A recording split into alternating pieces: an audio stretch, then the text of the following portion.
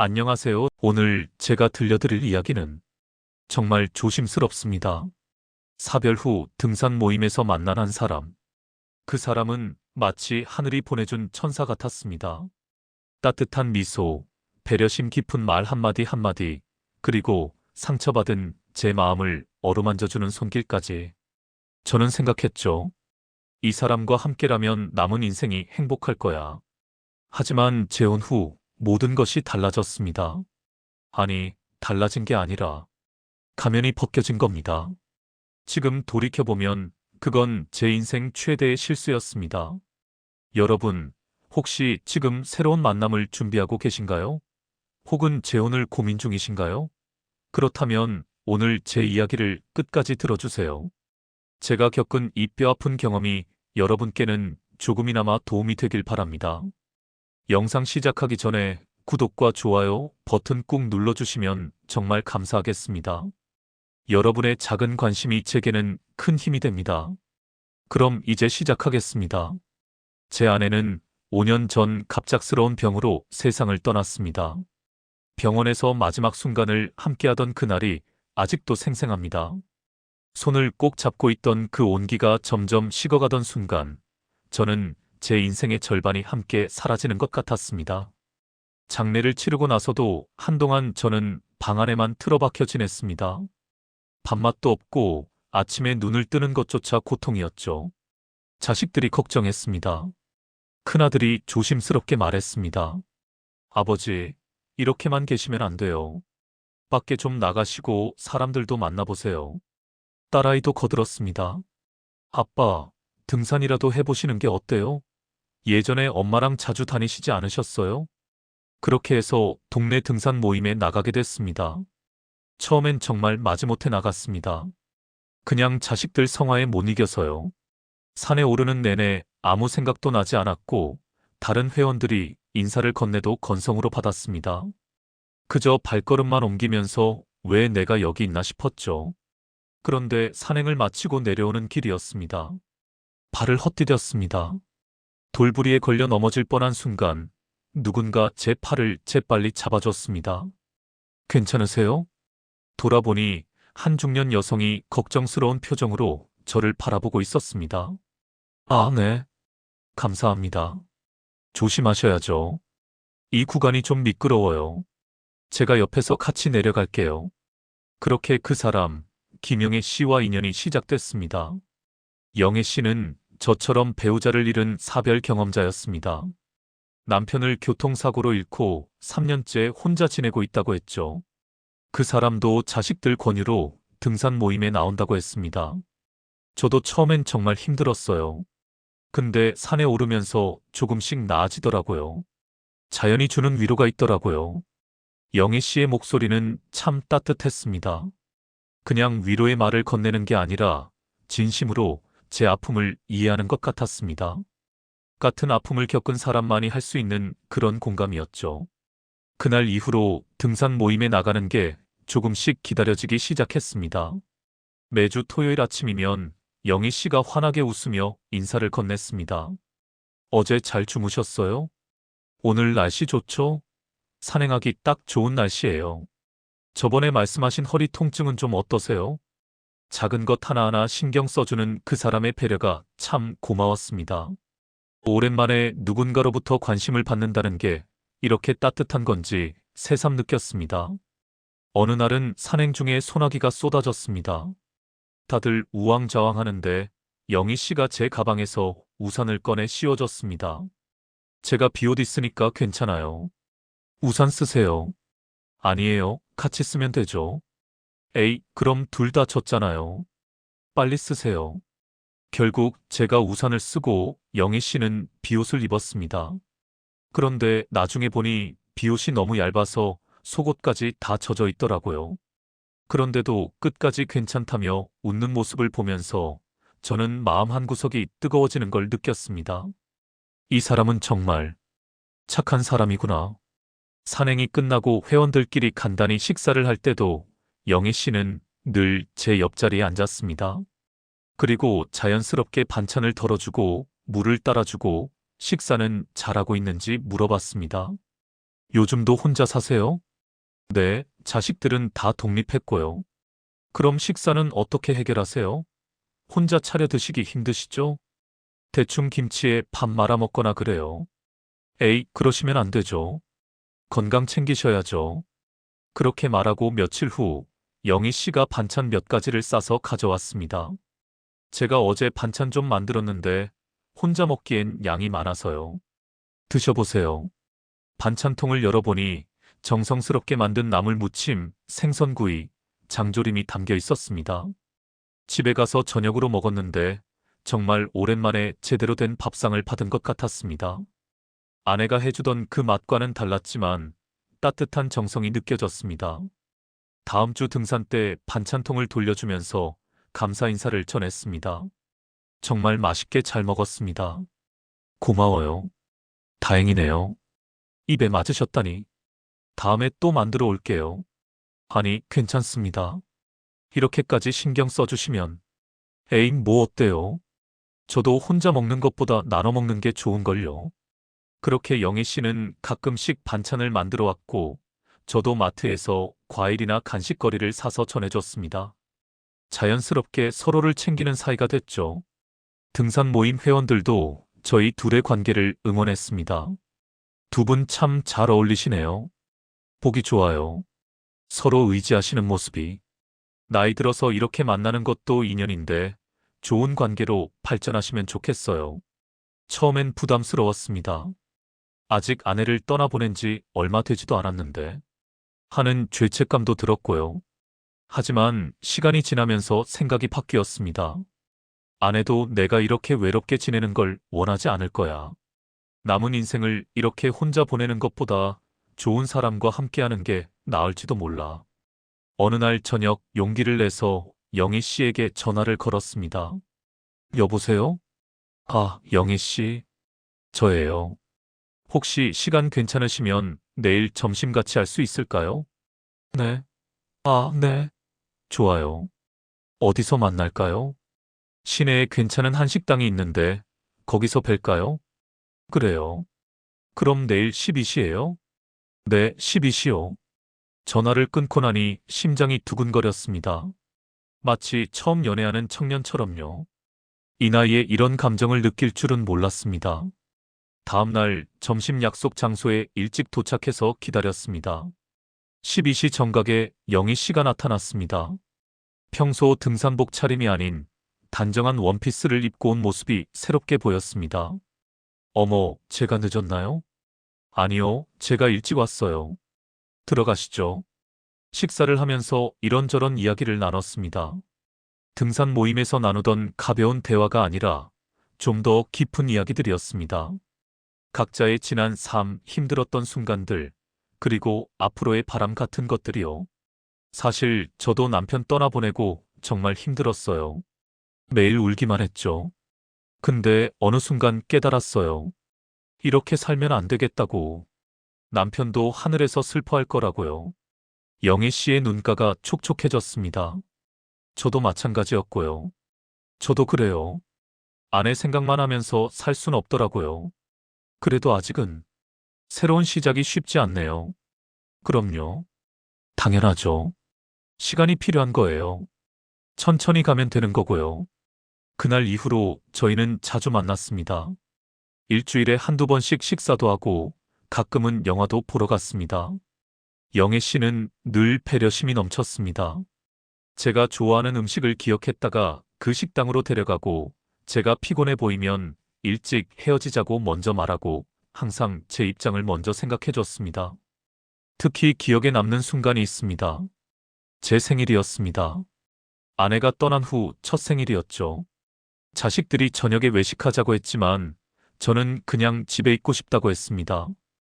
혼자 조용히 보내고 싶었거든요. 그런데 오후 3시쯤 초인종이 울렸습니다. 문을 열어보니 영애 씨가 케이크 상자를 들고 서 있었습니다. 생일 축하드려요. 어떡해. 등산 모임에서 생일 얘기 나왔잖아요. 기억하고 있었어요. 혼자 계실 것 같아서 왔어요. 케이크와 함께 미역국도 끓여왔더라고요. 제가 좋아한다고 한 번 말했던 걸 기억하고 있었던 겁니다. 이렇게까지 하실 필요 없는데. 에이, 생일인데 이 정도는 해야죠. 자, 앉으세요. 제가 상 차릴게요. 영애 씨가 주방을 오가며 밥상을 차리는 모습을 보면서 가슴 한구석이 따뜻해지는 걸 느꼈습니다.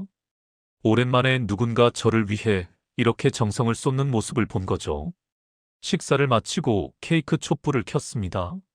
소원 빌고 불 끄세요. 눈을 감고 소원을 빌었습니다. 남은 인생 행복하게 살 수 있게 해주세요. 그리고 촛불을 껐습니다. 무슨 소원 비셨어요? 비밀이죠. 에이, 알려주세요. 소원은 말하면 안 이뤄진다잖아요. 그렇게 웃으면서 케이크를 먹었습니다. 정말 오랜만에 행복한 생일이었습니다. 그날 밤 자식들에게 전화가 왔습니다. 아버지, 생일 어떻게 보내셨어요? 응, 좋았어. 조용히 잘 보냈다. 혼자 계시니까 걱정됐는데. 근데 아버지, 요즘 표정이 많이 밝아지신 것 같아요. 그래? 그런가? 네. 예전보다 훨씬 좋아 보이세요. 뭐 좋은 일 있으세요? 아니, 별일 없어. 그냥 등산도 다니고 그러니까 기분이 좀 나아진 것 같아. 사실 영애 씨 이야기를 하고 싶었지만 아직은 조심스러웠습니다. 자식들이 어떻게 받아들일지 걱정됐거든요. 그렇게 몇 달이 흘렀습니다. 영애 씨와의 관계는 점점 깊어졌습니다. 이제는 거의 매일 연락하고 일주일에 서너 번은 만났습니다. 등산 모임 회원들은 이미 저희를 커플처럼 대했고 저희도 그걸 부정하지 않았습니다. 어느 날 저녁 한강공원을 산책하다가 벤치에 앉았습니다. 해가 지고 있었고 강물이 반짝였습니다. 영애 씨. 네. 우리 이대로 계속 만나는 거 어떻게 생각하세요? 영애 씨가 잠시 말없이 강물을 바라보더니 조심스럽게 입을 열었습니다. 저는 좋아요. 이렇게 누군가와 함께 시간을 보내는 게 참 좋아요. 오랜만에 외롭지 않거든요. 저도 그래요. 영애 씨 덕분에 다시 살아가는 기분이에요. 그럼 계속 이렇게 지내요. 천천히요. 서두르지 말고. 그렇게 저희는 연인 사이가 됐습니다. 물론 젊은 사람들처럼 열정적인 건 아니었지만 서로를 아끼고 배려하는 따뜻한 관계였습니다. 그런데 문제는 자식들에게 이 사실을 어떻게 말할 것인가였습니다. 한 달쯤 고민하다가 결국 큰아들을 불러 조심스럽게 말을 꺼냈습니다. 아들, 너한테 할 말이 있어. 네, 아버지. 요즘 만나는 사람이 있어. 등산 모임에서 알게 된 분인데. 아들의 표정이 묘하게 변했습니다. 놀란 것 같기도 하고 난처한 것 같기도 했습니다. 좋은 분이야. 나랑 비슷한 처지고 서로 의지가 되고 있어. 아들이 한참을 침묵하더니 말했습니다. 아버지가 좋으시면 저는 괜찮아요. 아버지 혼자 계시는 게 걱정이었거든요. 혹시 재혼까지 생각하고 계세요? 그 질문에 저도 잠시 멈칫했습니다. 사실 재혼까지는 생각 안 해봤거든요. 그냥 좋은 관계로 지내면 되는 거 아닌가 했는데 아직 그 정도까지는 생각 안 해봤어. 재혼하시게 되면 재산 문제나 이런 것들도 복잡해질 수 있잖아요. 아, 그런 걱정은 안 해도 돼. 그런 건 내가 알아서 할 테니까. 네, 알겠습니다. 아무튼 아버지가 행복하시면 저는 좋아요. 딸아이도 비슷한 반응이었습니다. 처음엔 놀라워했지만 결국엔 제 행복을 지지해줬습니다. 자식들의 동의를 얻고 나니 마음이 한결 편해졌습니다. 영애 씨에게도 이 사실을 전했더니 무척 기뻐했습니다. 자식들이 반대하면 어쩌나 걱정했거든요. 우리 아이들이 착해요. 내 행복을 먼저 생각해 주더라고요. 저희 아이들한테도 곧 말해야겠어요. 며칠 후 영애 씨도 자식들에게 저 이야기를 했다고 합니다. 역시 반대는 없었다고요. 다들 엄마가 외롭지 않게 지내길 바란다고 했답니다. 그렇게 모든 게 순조로워 보였습니다. 어느 날 저녁 영애 씨가 진지한 표정으로 말했습니다. 저기, 제가 말씀드릴 게 있어요. 네, 뭔데요? 우리 이제 나이도 있고 앞으로 얼마나 더 살지도 모르잖아요. 그냥 이렇게 만나기만 하는 것보다 법적으로 부부가 되는 게 어떨까요? 재혼 이야기였습니다. 순간 머릿속이 복잡해졌습니다. 물론 영애 씨와 계속 함께하고 싶었지만 재혼이라는 건 또 다른 차원의 결정이었으니까요. 갑작스럽죠? 근데 진지하게 생각해봤어요. 우리 나이에 동거를 할 수도 없고 그냥 만나기만 하는 것도 한계가 있잖아요. 진짜 가족이 되고 싶어요. 영애 씨의 눈빛이 간절했습니다. 조금 시간을 줄 수 있을까요? 곰곰이 생각해보고 싶어요. 집에 돌아와 밤새 고민했습니다. 재혼을 하면 남은 인생을 외롭지 않게 보낼 수 있습니다. 아침에 눈 떴을 때 옆에 누군가 있다는 것, 아플 때 돌봐줄 사람이 있다는 것, 그게 얼마나 큰 위안인지 알고 있었습니다. 하지만 걱정도 됐습니다. 재산 문제는 어떻게 할 건지, 각자의 자식들과는 어떻게 지낼 건지, 생활 습관 차이는 어떻게 맞춰갈 건지. 머릿속이 복잡했지만 결국 마음은 정해져 있었습니다. 영애 씨와 함께하고 싶다. 다음 날 영애 씨를 만나 말했습니다. 영애 씨, 저도 같은 마음이에요. 재혼해요. 영애 씨의 얼굴이 환하게 밝아졌습니다. 정말요? 진심이세요? 네, 진심이에요. 남은 인생 함께해요. 영애 씨가 제 손을 꼭 잡았습니다. 그 손이 참 따뜻했습니다. 그렇게 저희는 재혼을 결심했습니다. 주변 사람들도 축하해줬습니다. 등산 모임 회원들은 작은 파티까지 열어줬고 자식들도 응원해줬습니다.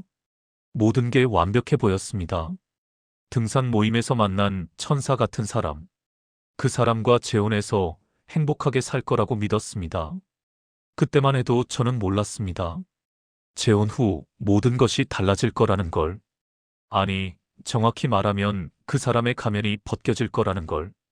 결혼식은 소박하게 치렀습니다. 양가 자식들과 가까운 지인들만 모여 작은 식당에서 식사를 하는 것으로 대신했습니다. 거창한 예식은 저희 나이에 맞지 않다고 생각했거든요. 이제 우리 진짜 가족이 됐네요. 영애 씨가 환하게 웃으며 말했습니다. 저도 덩달아 기분이 좋았습니다. 앞으로 펼쳐질 새로운 삶이 기대됐습니다. 신혼여행은 제주도로 갔습니다. 3박 4일 일정으로요. 처음 며칠은 정말 행복했습니다. 바닷가를 산책하고 맛있는 음식을 먹고 아름다운 풍경을 함께 감상했습니다. 영애 씨는 여전히 다정했고 저를 세심하게 배려해줬습니다. 여기 앉아서 쉬어요. 제가 커피 사올게요. 발 괜찮으세요? 많이 걸었는데 힘들지 않아요? 내일은 뭐 하고 싶으세요? 당신이 가고 싶은 곳으로 갈게요. 모든 게 완벽했습니다. 그런데 신혼여행에서 돌아온 후부터 조금씩 이상한 일들이 생기기 시작했습니다. 저희는 제 집에서 살기로 했습니다. 집이 좀 더 넓었고 위치도 좋았거든요. 영애 씨도 흔쾌히 동의했습니다. 영애 씨 집은 전세로 돌리고 그 보증금은 영애 씨 통장에 그대로 두기로 했고요. 이사 온 첫날이었습니다. 영애 씨가 짐을 정리하면서 이것저것 자리를 바꾸기 시작했습니다. 이 소파는 여기보다 저기가 더 나을 것 같아요. 주방 그릇들 배치를 좀 바꿔야겠어요. 이렇게 놔두면 불편해요. 이 커튼은 좀 오래된 것 같은데 새로 사는 게 어때요? 처음엔 당연한 거라고 생각했습니다. 새로 들어온 집이니 자기 편한 대로 바꾸고 싶겠죠. 그래서 별말 없이 따라줬습니다. 그런데 며칠이 지나자 집안 분위기가 완전히 달라져 있었습니다. 제 아내가 쓰던 물건들이 하나둘씩 사라지기 시작했습니다. 거실 선반에 있던 작은 도자기 인형, 주방에 걸려있던 자수 액자, 침실 화장대 위에 사진 액자. 영애 씨, 거실에 있던 도자기 인형 어디 갔어요? 아, 그거요? 창고에 넣어뒀어요. 좀 오래돼 보여서요. 아내가 아끼던 건데. 에이, 이제 새로 시작하는데 옛날 물건들은 정리하는 게 좋잖아요. 나중에 필요하면 다시 꺼내면 되죠. 뭔가 찜찜했지만 참았습니다. 집사람 말도 일리가 있지. 과거에 너무 얽매여 있으면 안 되니까. 하지만 일주일 후 제 아내 사진까지 치워버렸을 때는 참을 수 없었습니다. 영애 씨, 액자는 왜 치운 거예요? 당신도 이해해요. 제가 매일 돌아가신 부인 사진 보면서 사는 게 편할 것 같아요. 하지만 그분은 제 아내였어요. 추억을 완전히 지울 순 없잖아요. 추억을 지우라는 게 아니에요. 그냥 눈에 안 띄는 곳에 두자는 거죠. 당신 방에 따로 보관하면 되잖아요. 결국 아내 사진은 제 서재 서랍 안에 넣어야 했습니다. 마음 한구석이 씁쓸했지만 새 식구와의 관계를 위해 양보했습니다. 그 다음부터는 생활 습관 문제였습니다. 저는 아침형 인간입니다. 새벽 5시에 일어나서 가볍게 스트레칭하고 산책을 다녀와서 신문을 보는 게 제 루틴이었죠. 그런데 영희 씨는 늦잠을 자는 스타일이었습니다. 보통 8시나 9시에 일어났어요. 당신, 너무 일찍 일어나는 거 아니에요? 나이 들면 잠도 잘 자야 건강한데. 오랫동안 이렇게 살아왔어요. 그래도 조금 늦게 일어나면 안 돼요? 당신이 일찍 일어나서 움직이면 저도 잠이 깨요. 최대한 조용히 할게요. 하지만 아무리 조용히 해도 영희 씨는 계속 불평했습니다. 결국 제가 일어나는 시간을 6시로 늦췄습니다. 그것도 모자라 나중엔 6시 30분으로 또 나중엔 7시로 제 생활 리듬이 완전히 깨졌습니다. 식사 문제도 있었습니다. 저는 아침은 간단하게 먹는 편입니다. 토스트 한 조각과 우유, 과일 정도면 충분했어요. 점심은 밖에서 때우고 저녁은 집에서 제대로 먹고요. 그런데 영희 씨는 달랐습니다. 아침도 제대로 차려 먹어야죠. 국이랑 반찬이랑 다 있어야 밥 같죠. 저는 아침은 간단하게 먹는 게 편해요. 에이, 그러면 안 되죠. 건강 생각해서라도 제대로 먹어야죠. 그렇게 매일 아침 상을 차려야 했습니다. 처음엔 영희 씨가 했지만 점점 제가 하는 일이 많아졌습니다. 당신이 일찍 일어나니까 당신이 준비해요. 저는 좀 더 자고 싶어요. 부부는 서로 도와야죠. 당신이 일찍 일어나는데 제가 일어나서 밥하는 것보다 당신이 하는 게 효율적이잖아요. 말은 맞는 것 같은데 뭔가 이상했습니다. 재혼 전에는 영애 씨가 제 식성을 배려해줬는데 이제는 자기 방식을 따르라고 하니까요. 처음 한두 달은 참았습니다. 적은 게니까. 시간이 지나면 나아지겠지. 하지만 시간이 지날수록 상황은 더 나빠졌습니다. 영애 씨의 친구들이 자주 집에 오기 시작했습니다. 오늘 친구들 오기로 했어요. 저녁 같이 먹을 거예요. 아, 그래요? 미리 말해줬으면 좋았을 텐데. 갑자기 연락이 와서요. 처음엔 한 달에 한두 번 정도였습니다. 그런데 점점 횟수가 늘어나더니 나중엔 일주일에 두세 번씩 사람들이 왔습니다. 친구들이 올 때마다 집안이 시끄러웠습니다. 웃고 떠들고 늦은 시간까지 술도 마셨습니다. 영애 씨, 좀 조용히 해줄 수 있어요? 내일 아침 일찍 병원 가야 해서 일찍 자야 하거든요. 친구들이랑 오랜만에 만났는데 결국 밤 11시가 넘어서야 친구들이 돌아갔습니다. 저는 그 소음 속에서 잠도 제대로 못 잤죠. 다음 날 아침 피곤한 몸을 이끌고 일어났는데 거실이 엉망이었습니다.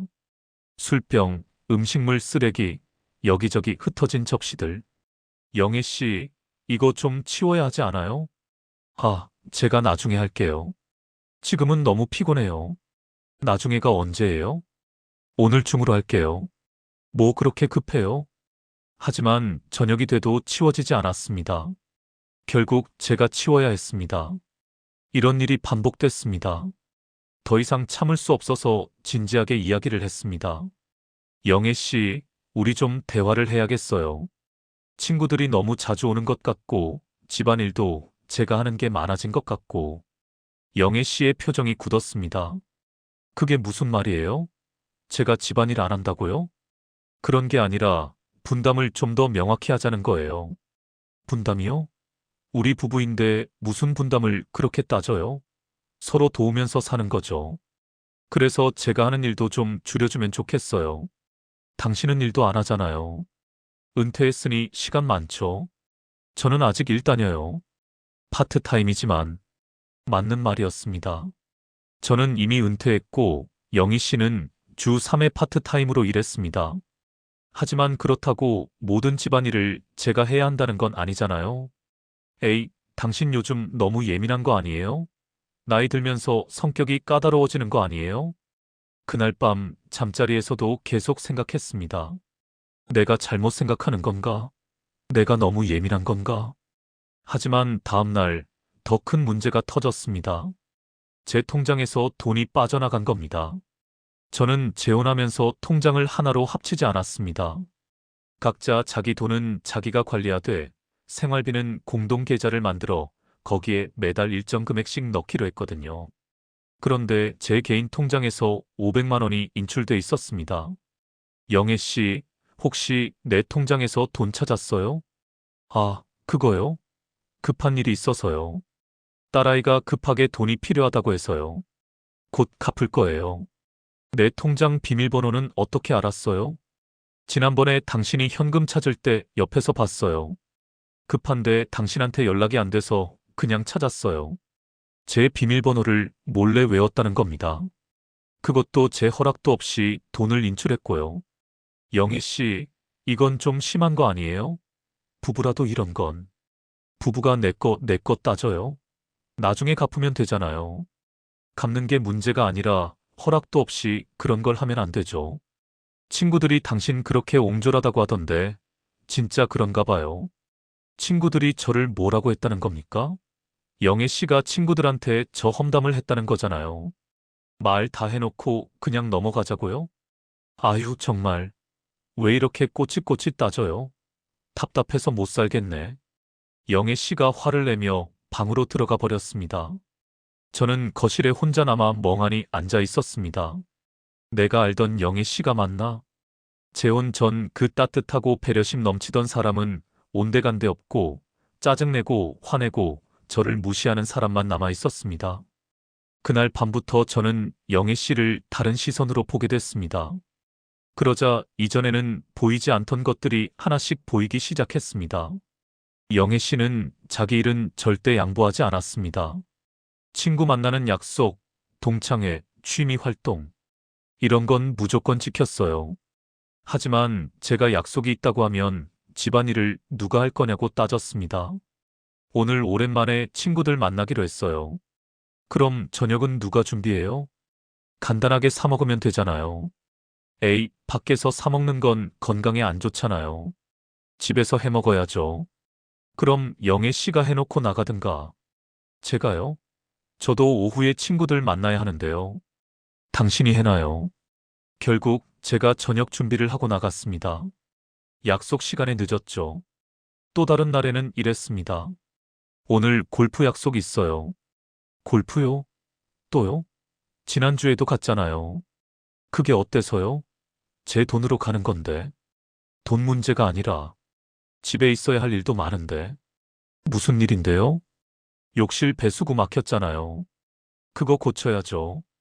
그거 업체 불러서 하면 되잖아요. 당신이 하면 되는데. 에이, 조금만 보면 할 수 있어요. 유튜브 보고 하면 되잖아요. 결국 골프는 취소하고 하루 종일 배수구 고치느라 보냈습니다. 이런 식으로 제 시간은 점점 영희 씨 중심으로 돌아갔습니다. 그리고 가장 충격적이었던 건 영희 씨의 자식들 문제였습니다. 영애 씨에겐 아들 하나, 딸 하나가 있었습니다. 재혼 전에는 가끔 연락하는 정도라고 했는데 재혼 후에는 거의 매주 왔습니다. 가족이 늘어나는 건 좋은 일이지 하고 생각했죠. 그런데 아들이 올 때마다 뭔가 부탁을 했습니다. 어머니, 차 좀 빌려주세요. 제 차를 빌려가더니 일주일 넘게 돌려주지 않았습니다. 어머니, 냉장고 하나 사려고 하는데 카드 좀 빌려주세요. 할부로 끊을게요. 할부금은 제 카드로 빠져나갔습니다. 어머니, 이번 달 월세가 좀 밀렸는데 도와주실 수 있으세요? 그때마다 영애 씨는 흔쾌히 도와줬습니다.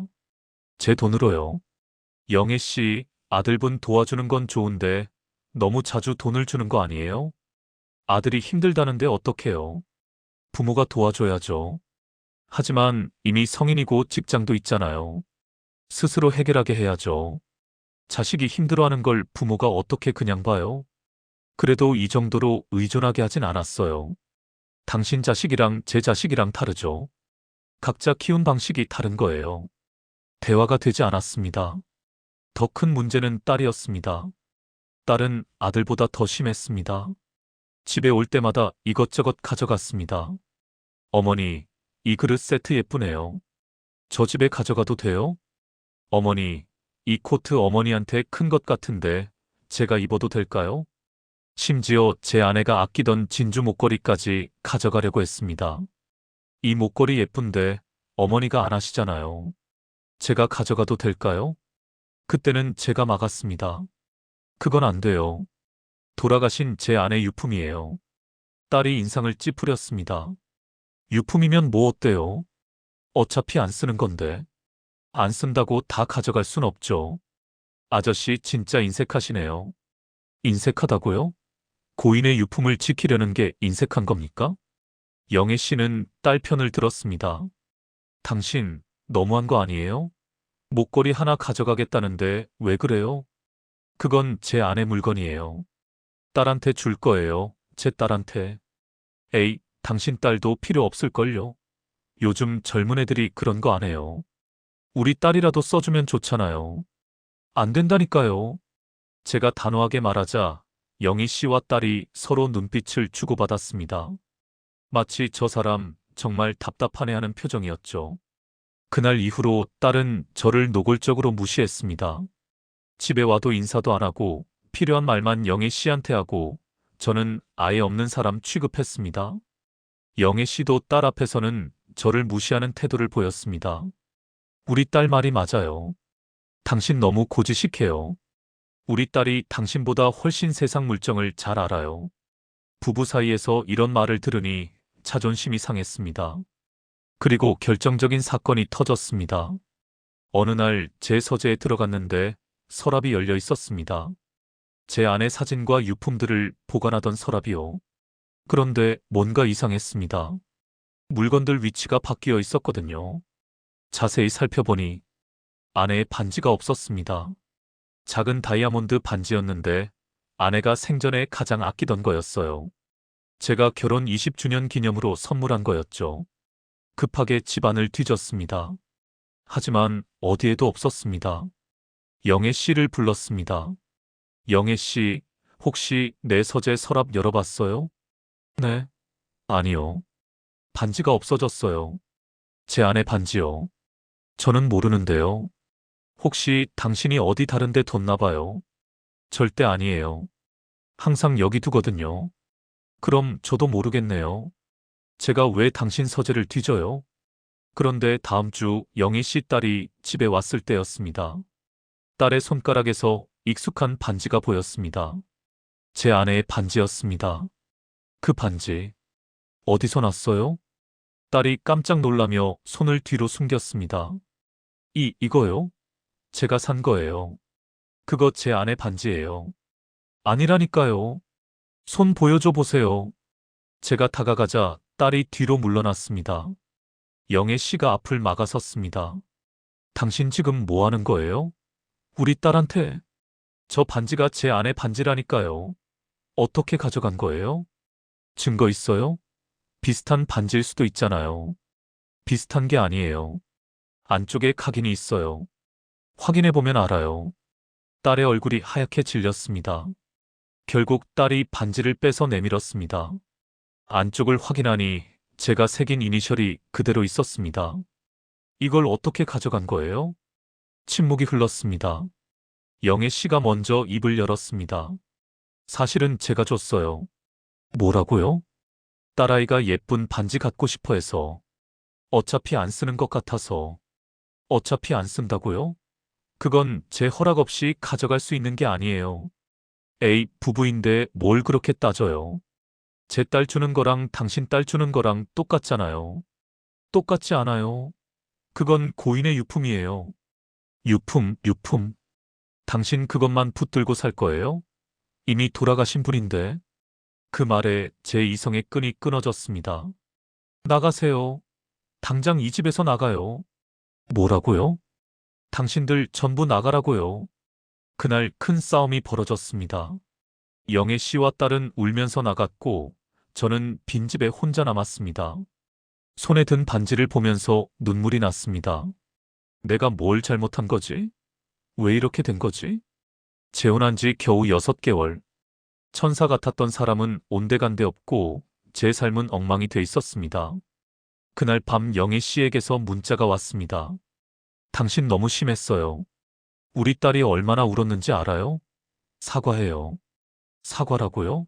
물건을 훔쳐간 사람이 저한테 사과하라고요? 답장하지 않았습니다. 다음 날 아침 영애 씨가 직접 집에 왔습니다. 우리 대화 좀 해요. 할 말 없어요. 당신, 어제 너무 심했어요. 아무리 그래도 우리 딸한테 그렇게 소리를 질러요? 물건을 훔쳐간 사람한테 소리 안 지르면 어떻게 해요? 훔쳤다니요? 제가 줬다고 했잖아요. 제 허락 없이 가져갔으면 그게 훔친 거죠.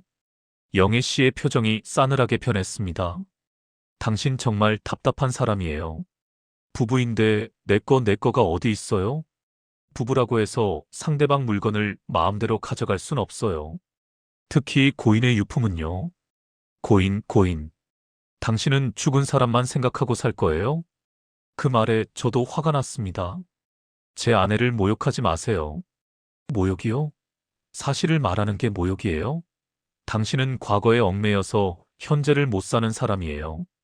영애 씨, 지금 본인이 무슨 말하는지 알아요? 당신한테 필요한 말이니까 하는 거예요. 솔직히 저희 엄마 친구들도 다 그래요. 당신 같은 사람이랑 어떻게 사냐고요. 또 친구들 이야기가 나왔습니다. 영애 씨가 친구들한테 저를 얼마나 험담했는지 알 것 같았습니다. 친구들이 뭐라고 하든 상관없어요. 중요한 건 당신이 제 물건을 무단으로 가져갔다는 거예요. 에이, 알겠어요. 반지 돌려받았으니 됐잖아요. 그만하라고요? 사과도 없이요? 사과요? 제가 뭘 잘못했다고 사과를 해요? 믿을 수가 없었습니다. 잘못을 인정하지 않을 뿐만 아니라 오히려 당당했습니다. 당신 딸이 제 물건을 가져갔어요. 그것도 제 허락 없이요. 그러니까 제가 준 거라니까요. 제 허락 없이 가져가서 준 거잖아요. 그게 잘못이에요. 아유, 정말. 당신이랑은 대화가 안 되네요. 영애 씨가 돌아서서 나가려고 했습니다. 영애 씨, 당신 변했어요. 재혼 전이랑 완전히 다른 사람이에요. 영애 씨가 빙그레 웃었습니다. 그런데 그 웃음이 참 차갑더군요. 변한 게 아니에요. 원래 이런 사람이에요. 그 말을 남기고 나가버렸습니다. 저는 그 자리에 멍하니 서 있었습니다. 그제야 깨달았습니다. 재혼 전 보여줬던 모든 모습이 연기였다는 걸. 천사 같은 모습은 저를 낳기 위한 가면이었다는 걸. 충격이었습니다. 며칠간 연락도 없이 지냈습니다. 영애 씨도 집에 오지 않았고 저도 연락하지 않았습니다. 그러던 어느 날 큰아들에게 전화가 왔습니다. 아버지, 지금 시간 괜찮으세요? 할 말이 있어서요. 집에 가도 될까요? 아들이 집에 왔습니다. 표정이 심각했습니다. 아버지, 제가 알아본 게 있어서요. 알아봤다니? 아들이 조심스럽게 말을 꺼냈습니다. 계모님 말이에요. 이번이 첫 재혼이 아닌 것 같아요. 제 친구가 우연히 알게 됐대요. 계모님이 몇 년 전에도 재혼했었다가 이혼했었다고. 충격적인 이야기였습니다. 친구가 직접 확인했어요. 영애 씨는 저한테 남편과 사별한 후 3년간 혼자 지냈다고 했습니다. 하지만 그게 거짓말이었던 겁니다. 더 있어요. 그때 재혼했던 남자분도 비슷한 상황이었대요. 사별한 지 얼마 안 된 분이었고 재산이 좀 있었대요. 근데 재혼하고 1년도 안 돼서 이혼했대요. 이유가 뭐였는데? 정확한 건 모르겠지만 재산 문제였대요. 계모님이 그분 재산을 빼돌리려고 했다는 얘기가 있어요. 머리가 멍해졌습니다. 혹시 아버지도 그런 목적으로? 아들의 말을 끊었습니다. 나도 그럴 것 같아.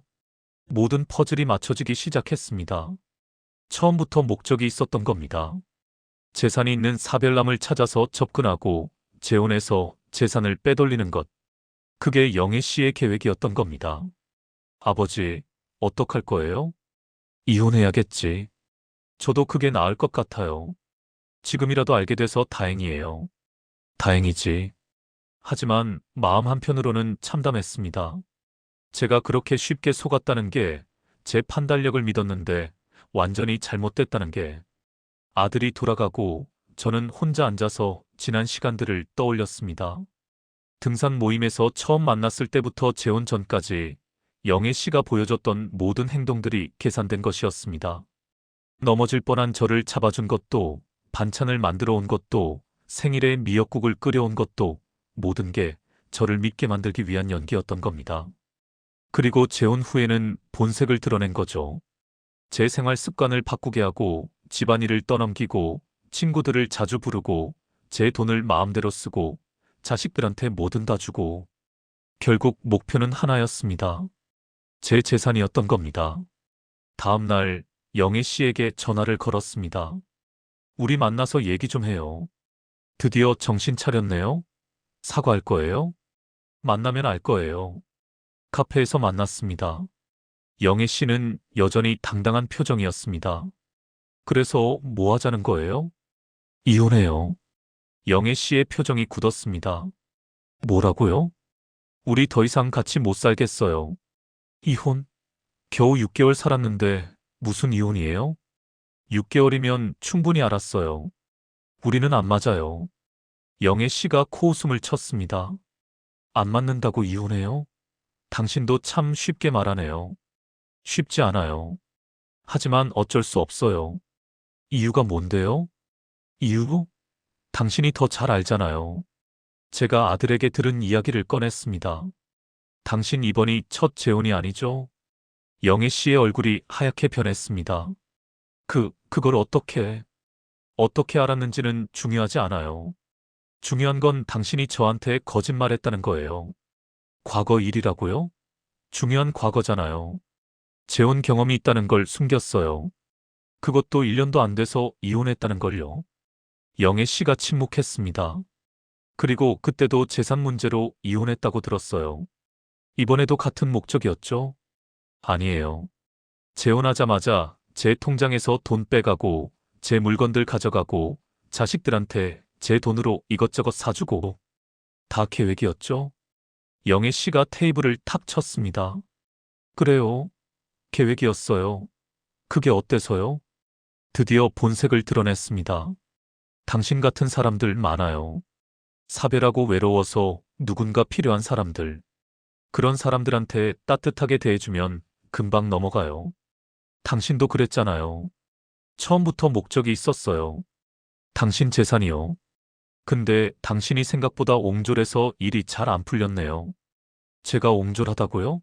사기꾼이 피해자한테 옹졸하다고 하는 겁니까? 그렇게 살아서 행복해요? 제 인생 제가 알아서 살아요. 당신처럼 과거에 얽매여서 사는 것보다 훨씬 나아요. 이혼 서류 준비할게요. 깔끔하게 정리해요. 이혼이요? 호호, 그게 그렇게 쉬울 것 같아요? 우리 법적으로 부부예요. 이혼하려면 재산 분할해야죠. 당신 집 예금, 연금. 절반은 제 거예요. 법이 그래요. 모르셨어요?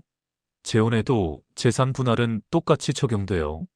제 재산의 절반을 가져간다고요? 당신은 재혼한 지 6개월밖에 안 됐어요. 재산 형성에 기여한 것도 없고요. 그건 법정에서 판단할 일이에요. 저는 제가 받을 수 있는 거 다 받을 거예요. 사기꾼 같은 이라고. 사기라는 증거 있어요? 저는 그냥 당신과 재혼했을 뿐이에요. 이혼도 당신이 원하는 거고요. 영애 씨가 가방을 들고 일어섰습니다. 변호사 선임하세요. 저도 할 거니까. 법정에서 봐요. 그렇게 영희 씨는 나가버렸습니다. 저는 카페에 혼자 남아 멍하니 앉아 있었습니다. 이게 현실인가 싶었습니다. 6개월 전만 해도 천사처럼 보였던 사람이 악마 같은 본색을 드러내다니. 집에 돌아와 변호사를 알아봤습니다. 큰아들이 아는 변호사를 소개해줬고 상담을 받았습니다.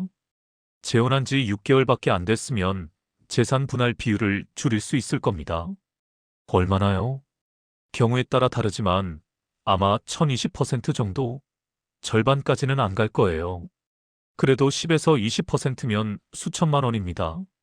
상대방이 사기 목적으로 재혼했다는 증거가 있으면 더 유리할 텐데요. 증거요?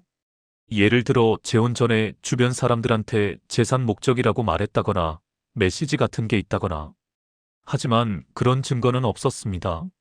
증거가 없으면 어쩔 수 없이 어느 정도는 줘야 할 겁니다. 6개월간의 실수를 돈으로 갚아야 한다니. 사별 후 외로움에 허덕이다가 만난 사람. 천사처럼 다가왔던 사람. 그 사람 때문에 제 인생이 이렇게 망가질 줄은 꿈에도 몰랐습니다. 이혼 소송이 시작됐습니다. 영애 씨 측 변호사는 공격적이었습니다. 제 의뢰인은 성실하게 결혼 생활을 유지하려고 노력했습니다.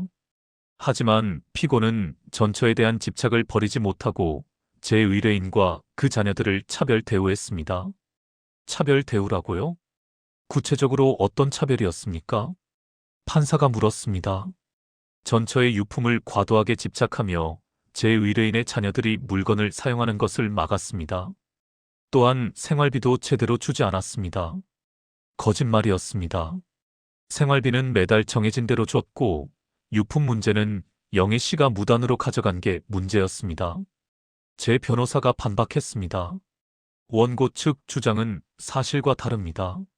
제 의뢰인은 정해진 생활비를 성실히 제공했고 유품 문제는 원고가 피고의 허락 없이 무단으로 가져간 것이 발단입니다. 허락 없이요? 부부 사이에 허락이 필요합니까? 영애 씨 측 변호사가 비꼬듯 말했습니다. 부부라도 상대방의 개인 재산을 무단으로 가져갈 순 없습니다. 법정 공방이 이어졌습니다. 영애 씨는 법정에서도 거짓말을 서슴지 않았습니다. 저는 진심으로 피고를 사랑했습니다. 하지만 피고는 저를 가정부처럼 대했어요. 집안일은 다 저한테 떠넘기고 자기 자식들만 챙기고. 제 변호사가 증거를 제출했습니다. 집안일 분담표, 생활비 이체 내역, 문자 메시지 기록들. 이 기록들을 보시면 알 수 있습니다.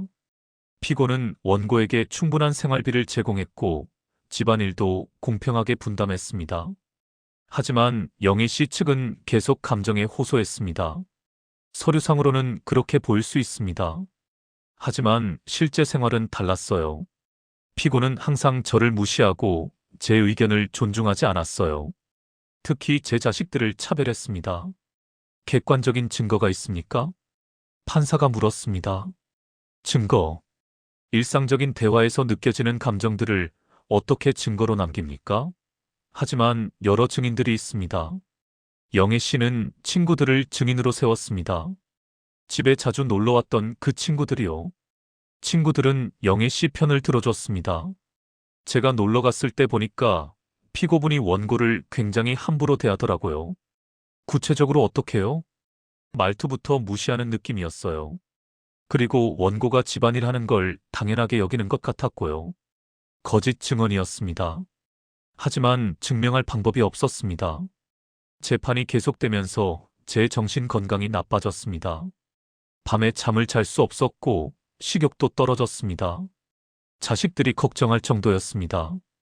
아버지, 얼굴이 많이 안 좋아지셨어요. 병원 가보세요. 괜찮아. 재판 끝나면 나아질 거야. 하지만 괜찮지 않았습니다. 매일 밤 악몽을 꿨고 낮에도 불안했습니다.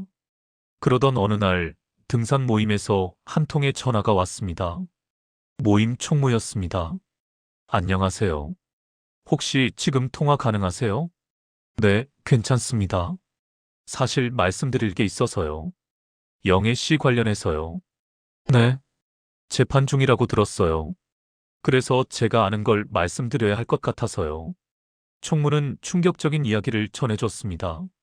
사실 영애 씨가 우리 모임에 처음 왔을 때 노골적으로 재산 있는 남자를 찾고 있다고 말했어요. 네. 저희끼리 수다 떨 때였는데 이왕 재혼하려면 경제적으로 여유 있는 사람이 좋다고 했어요. 그때는 그냥 농담인 줄 알았는데 그런 말을 했다고요? 네. 그리고 선생님을 처음 봤을 때도 다른 회원들한테 저분 괜찮아 보이는데 재산이 있을 것 같다고 물어봤어요. 처음부터 목적이 있었던 것 같아요. 선생님한테 접근한 것도 계획적이었고요. 혹시 증언해 주실 수 있나요? 법정에서요. 그래서 연락드린 겁니다. 제가 도와드릴게요. 희망이 보였습니다. 총무를 증인으로 세웠습니다. 다음 재판에서 총무가 증언했습니다. 원고는 등산 모임에서 재산 있는 남성을 물색하고 있었습니다. 피고를 처음 봤을 때도 재산 여부를 먼저 확인했습니다. 영애 씨의 얼굴이 창백해졌습니다. 그건 오해예요. 그냥 가벼운 농담이었어요. 농담치고는 매우 구체적이었습니다. 피고의 집 위치, 차량, 경제 상태 등을 세밀하게 파악하려고 했습니다. 이에 있습니다. 증인이 거짓 증언을 하고 있습니다. 영애 씨 측 변호사가 외쳤습니다. 하지만 판사는 총무의 증언을 채택했습니다. 증인의 진술은 구체적이고 일관성이 있습니다. 계속 진술하세요. 총무는 더 많은 증언을 했습니다. 영애 씨가 다른 회원들한테도 비슷한 말을 했다는 것, 재혼 후에도 계획대로 잘 되고 있다고 자랑했다는 것. 분위기가 바뀌었습니다. 그리고 결정적인 증거가 나왔습니다. 제 변호사가 전문가를 섭외해서 영희 씨의 금융거래 내역을 조사했습니다. 법원의 허가를 받아서요. 놀라운 사실이 밝혀졌습니다. 영애 씨는 재혼 후 6개월 동안 제 돈을 빼돌려서 자기 계좌로 옮긴 금액이 5천만 원이 넘었습니다. 생활비 명목으로 받은 돈을 쓰지 않고 모았고 제 카드로 결제한 것들을 현금화해서 자기 통장에 넣었고 심지어 제 통장에서 무단으로 인출한 돈도 있었습니다. 이것은 명백한 재산 편취 행위입니다. 제 변호사가 강하게 주장했습니다. 원고는 처음부터 피고의 재산을 노리고 접근했고 재혼 후 계획적으로 재산을 빼돌렸습니다. 영애 씨는 변명했습니다. 그건 제 노후 준비였어요. 피고가 언제 어떻게 될지 모르니까 제 미래를 위해 준비한 거예요. 부부의 돈을 일방적으로 가져가는 것이 노후 준비입니까? 저희는 부부예요. 부부 재산이잖아요. 하지만 판사는 영희 씨에게 불리한 판단을 내렸습니다. 원고의 행위는 신의성실의 원칙에 위배됩니다. 재산 분할 시 이를 고려하겠습니다. 몇 주 후 1심 판결이 나왔습니다. 이혼을 허가한다. 재산 분할은 원고에게 5%를 지급한다. 5%였습니다. 영애 씨가 원하던 50%의 10분의 1도 안 되는 금액이었습니다. 그것도 영애 씨가 빼돌린 돈을 제하면 거의 남는 게 없었습니다. 영애 씨는 항소하겠다고 했지만 변호사가 말렸다고 합니다. 항소해도 이길 가능성이 없다고요. 결국 판결은 확정됐습니다. 드디어 이혼이 성립됐습니다. 재산을 지킨 건 다행이지만 지난 1년간의 고통과 상처는 돈으로 보상받을 수 없었습니다. 이혼 후 한동안 저는 집 밖으로 나가지 않았습니다. 특히 등산 모임은 아예 나가지 않았습니다. 영애 씨와 만났던 그곳에 다시 가고 싶지 않았거든요. 자식들이 자주 들렀습니다. 아버지, 괜찮으세요? 응, 괜찮아. 얼굴이 많이 상하셨어요. 제대로 드시고 계세요? 먹고 있어. 하지만 거짓말이었습니다. 밥맛이 없었고 하루에 한 끼도 제대로 먹지 못했습니다. 몸무게가 10kg 가까이 빠졌습니다. 딸아이가 병원에 가자고 했습니다. 아빠, 이러다 큰일 나요. 병원 가요. 괜찮다니까. 괜찮지 않아요. 제발 병원 가요. 결국 병원에 갔습니다. 의사는 우울증 진단을 내렸습니다. 스트레스가 심하셨나 봅니다. 약을 처방해 드릴게요. 그리고 상담도 받아보시는 게 좋겠습니다. 약을 먹기 시작했습니다. 조금씩 나아지는 것 같았지만 마음 한구석의 공허함은 채워지지 않았습니다. 어떻게 사람을 그렇게 못 알아봤을까? 자책과 후회가 끝없이 이어졌습니다. 그러던 어느 날 등산 모임 총무에게서 전화가 왔습니다. 선생님, 요즘 어떻게 지내세요? 모임에 한번 나오시는 게 어때요?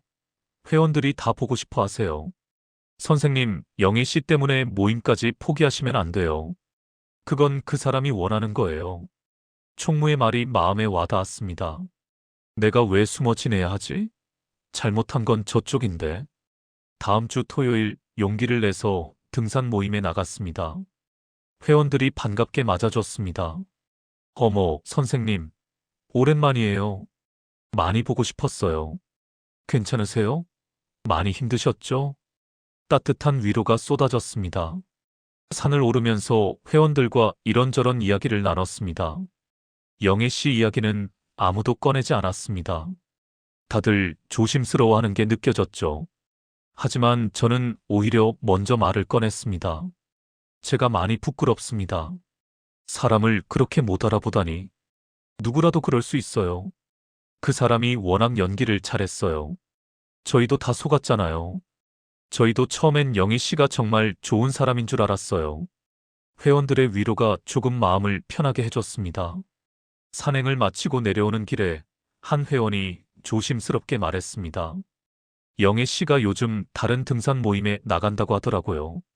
비슷한 처지의 남자분을 찾고 있다는 얘기도 들었어요. 똑같은 짓을 반복하고 있다는 겁니다. 경찰에 신고할 순 없나요? 신고할 만한 명확한 범죄는 아니에요. 사기죄로 처벌하기엔 증거가 부족하고, 그럼 그 사람은 계속 이렇게 사람들을 속이는 거네요. 화가 났습니다. 하지만 동시에 무력감도 느껴졌습니다. 제가 할 수 있는 건 아무것도 없었습니다. 다만 다른 사람들이 저와 같은 피해를 당하지 않기를 바랄 뿐이었습니다. 집에 돌아와서 혼자 생각했습니다. 이 경험을 어떻게 받아들여야 할까? 상처로만 남길 수도 있었습니다. 평생 사람을 믿지 못하고 관계를 두려워하며 살 수도 있었죠. 하지만 다르게 생각할 수도 있었습니다. 이 경험을 통해 배운 것들이 있었으니까요. 사람을 너무 쉽게 믿으면 안 된다는 것. 특히 재혼처럼 중요한 결정을 할 때는 더욱 신중해야 한다는 것. 저는 아내를 잃은 외로움에 너무 집착했습니다. 그 외로움을 채우고 싶은 마음이 너무 급했고, 그래서 영애 씨의 본 모습을 보지 못했던 겁니다. 서로 사랑한다고 해서 모든 걸 믿고 맡기면 안 됐던 거죠. 큰아들이 처음부터 조금 걱정하는 눈치였는데 제가 무시했습니다. 내 인생이니까 내가 알아서 한다는 고집 때문에 자식들의 우려를 귀담아 듣지 않았던 겁니다. 상처받고 힘들지만 그래도 삶은 계속됩니다. 여기서 주저앉을 수도 있지만 다시 일어설 수도 있습니다. 저는 다시 일어서기로 했습니다. 규칙적으로 식사하고 운동하고 취미 생활을 다시 시작했습니다.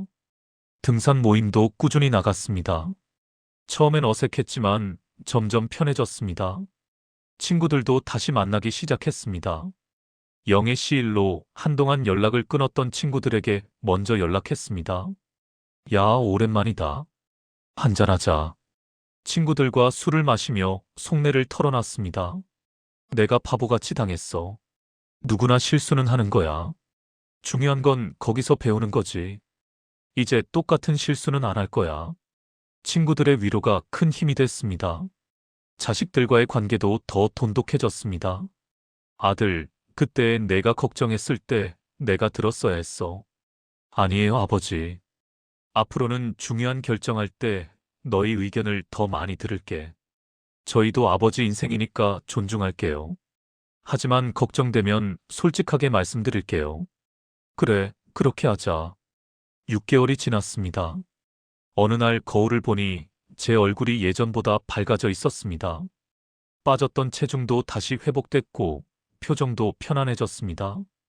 이제 좀 나아진 것 같아. 하지만 완전히 회복된 건 아니었습니다. 가끔 밤에 악몽을 꾸기도 했고 영희 씨 생각이 나면 가슴이 답답해지기도 했습니다. 그래도 괜찮았습니다. 시간이 지나면 더 나아질 거라고 믿었으니까요. 어느 날 등산 모임에서 한 회원이 물었습니다. 선생님, 혹시 또 재혼 생각 있으세요? 이제는 혼자 사는 게 편해요. 그래도 외롭지 않으세요? 하지만 외로움 때문에 잘못된 선택을 하는 것보다는 낫다고 생각해요. 현명하신 것 같아요. 사실 제 마음속 깊은 곳에는 아직도 누군가와 함께하고 싶은 마음이 있었습니다. 하지만 서두르지 않기로 했습니다.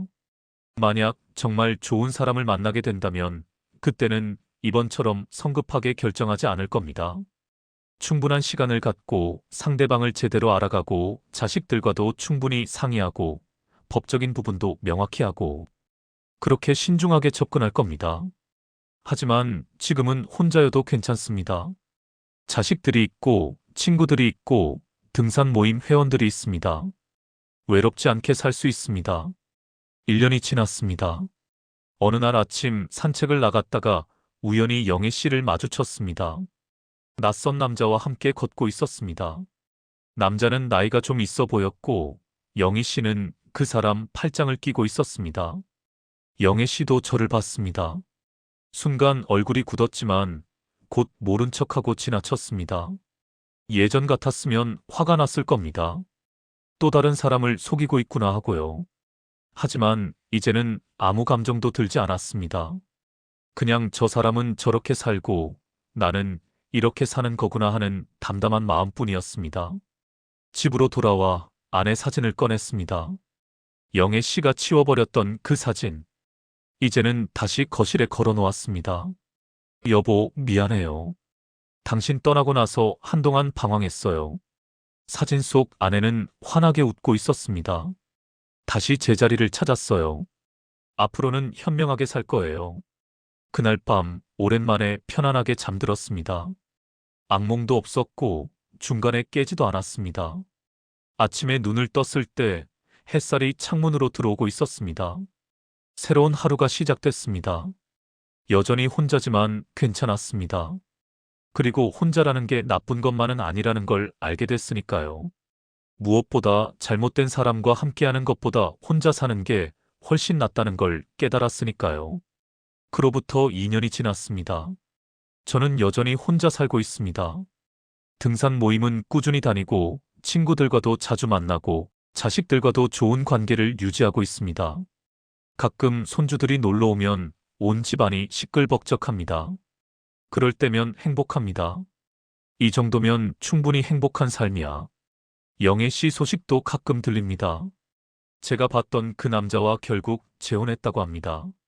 그리고 또 비슷한 일이 반복되고 있다는 소문도 들렸고요. 안타까운 일이지만 제가 어쩔 수 있는 일은 아닙니다. 다만 제 경험을 주변 사람들에게 조심스럽게 이야기합니다. 특히 사별 후 재혼을 고민하는 분들에게요. 재혼 자체가 나쁜 건 아닙니다. 하지만 신중해야 합니다. 외로움 때문에 성급하게 결정하면 안 됩니다. 상대방을 충분히 알아가세요. 최소 1년, 2년은 만나면서 관찰하세요. 재산 문제는 명확히 하세요. 혼인 전 재산 계약 같은 걸 하는 게 서로에게 좋습니다. 자식들의 의견을 들으세요. 객관적으로 볼 수 있는 사람들의 조언이 중요합니다. 제 이야기를 들은 사람들은 고개를 끄덕입니다. 선생님 덕분에 교훈을 얻었습니다. 저도 조심해야겠네요.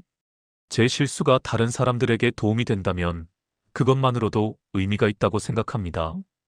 오늘도 저는 아침 일찍 일어나 산책을 나갑니다. 맑은 공기를 마시며 걷다 보면 마음이 편안해집니다. 인생 최대의 실수였지만 그래도 살아남았다. 이제는 더 현명해졌다. 앞으로는 같은 실수를 반복하지 않을 것이다. 그렇게 스스로에게 다짐하며 오늘도 하루를 시작합니다. 혼자지만 외롭지 않은, 상처받았지만 회복한, 실패했지만 배운 그런 하루를요. 그리고 이 이야기를 듣는 여러분께도 전하고 싶습니다. 사랑은 아름답지만 맹목적인 사랑은 위험합니다. 외로움은 자연스러운 감정이지만 외로움 때문에 잘못된 선택을 해서는 안 됩니다. 특히 나이 들어서의 재혼은 더욱 신중해야 합니다. 젊을 때의 실수는 회복할 시간이 있지만 나이 들어서의 실수는 회복하기 어렵습니다. 천사 같아 보이는 사람이 악마일 수도 있습니다. 겉모습에 속지 말고 충분한 시간을 갖고 관찰하세요. 그리고 무엇보다 자신을 소중히 여기세요. 혼자라는 게 부끄러운 일이 아닙니다. 잘못된 사람과 함께하는 것보다 훨씬 낫습니다. 제 이야기가 여러분께 작은 도움이 되길 바랍니다. 그리고 저처럼 상처받은 분들이 계시다면 힘내시라고 말씀드리고 싶습니다. 완전히 회복되지는 않을 수도 있지만 그래도 살아갈 수 있습니다. 더 현명하게, 더 조심스럽게, 하지만 그래도 희망을 갖고. 긴 이야기 들어주셔서 감사합니다. 여러분의 인생에 행복만 가득하길 바랍니다. 이 글은 실제 사건을 바탕으로 각색한 창작물입니다. 등장하는 인물과 단체는 모두 가공의 것이며 실제와 무관합니다.